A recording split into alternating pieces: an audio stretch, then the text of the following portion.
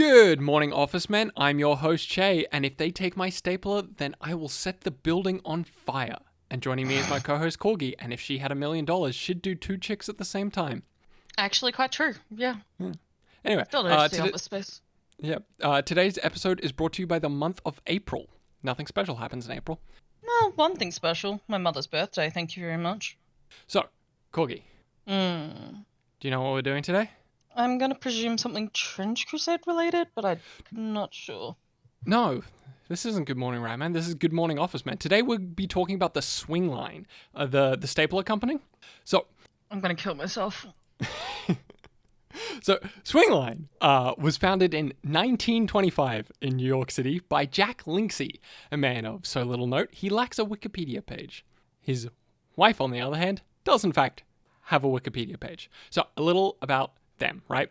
He immigrated into New York City as a kid in 1904, started working in stationery at 14. Haha! Child labor. 17, became a salesman. And at some point, started his own business selling import German staplers. And then, during a work trip to Europe, went, there has to be a better way to reload staplers than with a screwdriver. Back to that later. Oh, this is for real? This ain't a bit? No, this isn't a bit. Also, my lord. During the Great Depression, got super into collecting art. At one point, they owned one of the largest collections of Fabergé eggs in America. And after Jack's death in 1980, his wife Belle decided to donate their entire collection to museums across America. The collection contained over 1,000 objects, a decent chunk of which was given to the Metropolitan Museum of Art in New York, housed in an almost 4,000 square foot gallery. Not a real measurement. Jesus Christ, who even needs... Fabergé eggs are so stupid. It's literally like, what if we had Easter, but all the time, and expensive, and non-edible? Yeah. So, where was I? At the time, the collection donated to the Metropolitan Museum of Art in New York was valued at $60 million, which is roughly $231,498,428, adjusted for inflation, but being that art gets more valuable over time, might be more than just a measly $231 million. The only reason art gets more expensive over time is because of inflation, let's be honest. I mean, there's also just like various things that can happen that just, an artist, no one really cares about the artist, and then suddenly people care about the artist more. So maybe some of these things are more popular. And also, like, art is how much a single person is willing to spend on it. So if someone comes along and is just like, no, actually, I would spend $5 million on that specific piece of art when it was valued at like $200,000, then it becomes worth $5 million from that point on. And at that point, we need to confiscate rich people's money because seriously, Fabergé eggs are so stupid. I mean, there was more than Fabergé eggs. It wasn't 1,000 Fabergé eggs. It was 1,000 things, some of which were Fabergé eggs. Still, Fabergé eggs in general. Yeah. Also, yeah, fuck you, big Fabergé. Looking at the adjustment for inflation chart, it was like a slow, gradual incline, and then you get to 2020 and it's just a steep jump. Who says we're rapidly approaching a recession? Here's a little history lesson I've mentioned briefly in our sister show, Good Morning Ratman. Check it out. In 2008, the 2008 recession, Australia was completely unscathed for the most part because here's an economy lesson for all of you. The economy runs on orc logic.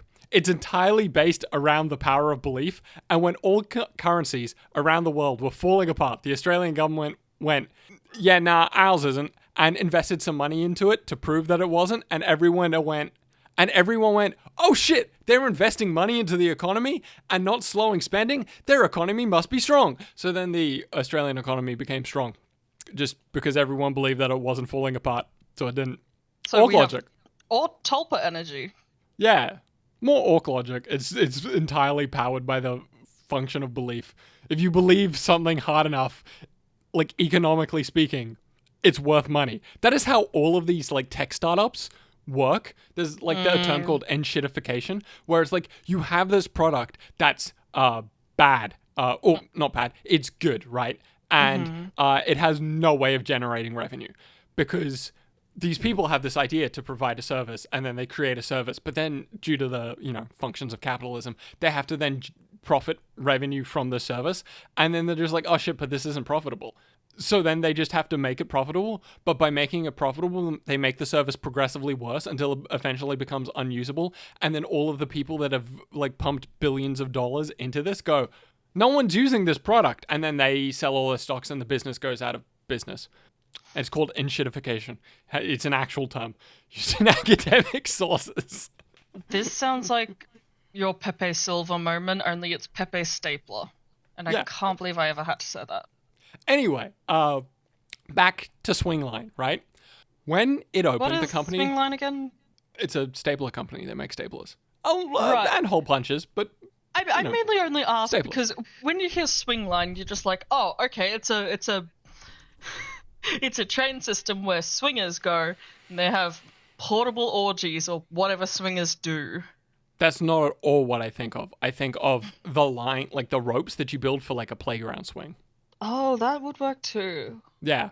I'm just thinking of trains. Not orgy trains. Anyway. Orgy trains, get them today. So, Swingline. When it opened, the company was originally called Parrot Speed Fastener Company, which is a terrible name for a company.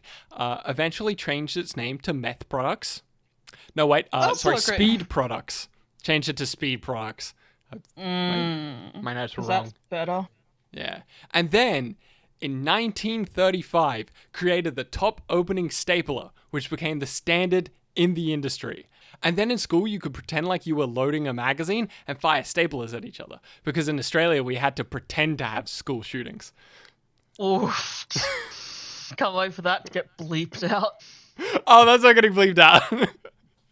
Oh, you'll see. I have to make an episode about staplers interesting.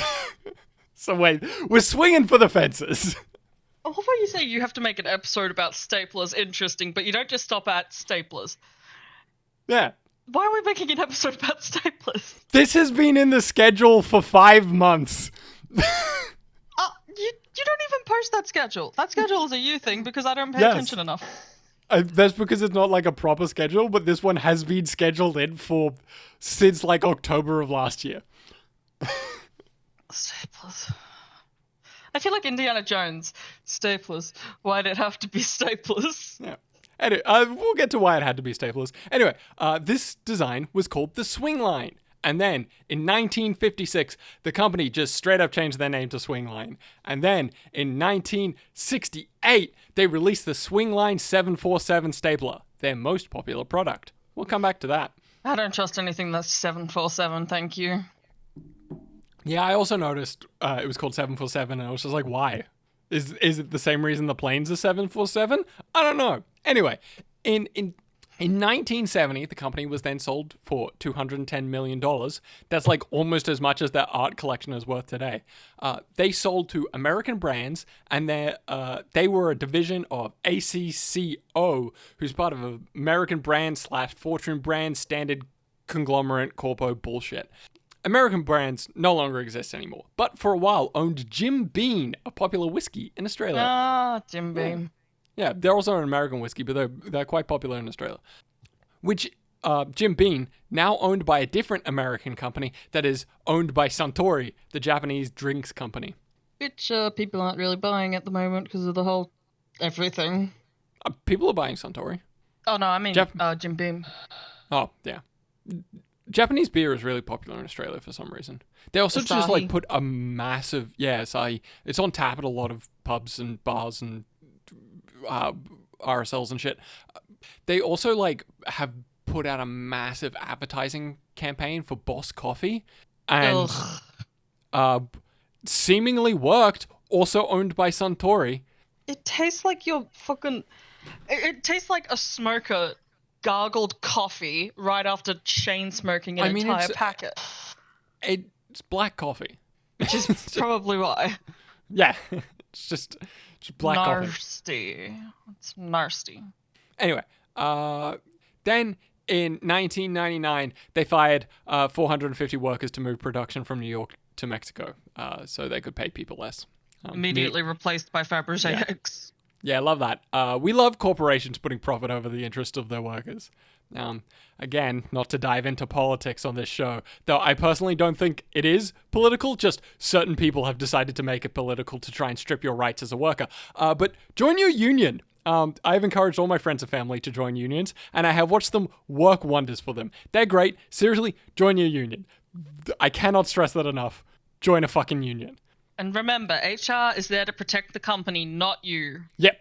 And I have watched HR be absolutely savaged by a union. I watched a man admit to crimes in an email while trying to deny someone what they are entitled to as per law, and then admit in an email that they were trying to stop them receiving their entitlements as per law. And then another crime, well, they basically were just like, oh, we're going to punish you for union activities, which is very illegal in Australia.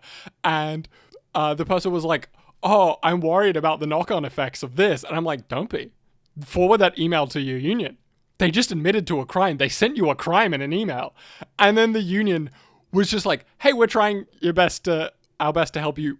All of a sudden went, we'll take it from here. And they heard back in like a week, and they were just like, yeah, so they're giving you all of their demands. We threatened legal action against the guy, and that we were going to open an investigation of all of his behavior in the entire 30 years he's worked at this company. And he folded. Yeah, and he immediately backed down and gave you everything. And we told him if he ever steps out of line again, we will absolutely come after him for breaking the law. And it was glorious. It was so beautiful to watch. Someone who is doing some terrible shady shit to all of a sudden go, I'm so sorry, please don't. I don't want to lose my job, please. Unfortunately, sadly, this guy was a director at the company, by the way. Oh. This wasn't just like, oh, low-level manager. This was like the manager's manager's manager who, yeah, almost got into a lot of legal trouble. But that 5%, man. Yeah, fucking unions. They're great. Anyway, speaking of workers, Corgi, it is time for our fan favorite segment we do every week. No. That's right, Corgi. It's whose stationery is that stationery? Corgi, what? Whose stationery is that stationery? Wow, I have no idea. I can't seem to read fucking 9 letters that say Swingline. Except it's not actually swing lines. Now, this specific stationery isn't actually correct. We'll get to that. But it's Milton's from the 1999 movie Office Space. Oh my god. Milton is a side character and has a B-plot about workplace bullying. Join your union. And in it, he talks about his red Swingline stapler and how they keep taking his things and his stapler. However, Swingline doesn't make a red stapler. Initially, Boston and Bostitch were contacted requesting to use their products in the film, though they declined like fools. Did they not learn anything from E.T.? Anyway, the crew requested a red stapler, but Swingline declined, citing it as a thing they didn't make. So, the production crew spray painted a Swingline 646 stapler red. Now, 3 years after the film's release, due to immense fan demand, Swingline would release a red version of their 747 stapler, told you we would come back to it, becoming their second highest selling product. They even sold a replica of the film version for the 20th anniversary of its release. That being said, doing some research in this, they did have runs of red staplers in the past as far back as the 50s from what I could find, but it was just like a different darker shade of red. Oh yeah. God, what a fucking loony bin sounding, but I'm not surprised. Anyway, here's a funny quote from a Yahoo Tech article I found while researching this. Quote, "Furthermore, the Swingline stapler that appears in the film is no hero. It isn't there so that the characters can marvel at its durability or superior stapling performance. It's a bright red totem of despair.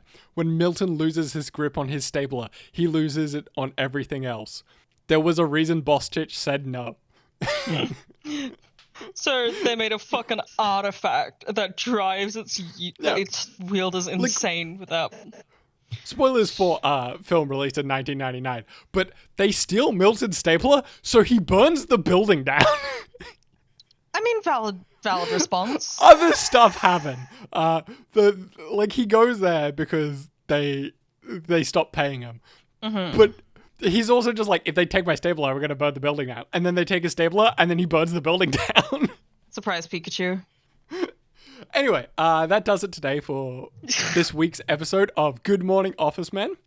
I was surprised by this. I picked this because of the Office Space connection. Love that film. Only to find out that Swingline is the reason why staplers are the way they are, which is cool to learn. Anyway, remember to like, share, and if you genuinely here for the office supply related content, maybe don't subscribe. You will be disappointed. Well, Anyway, see you next week for another episode of Good Morning Office Men. Bye. bye. Bye. Just next. There you go.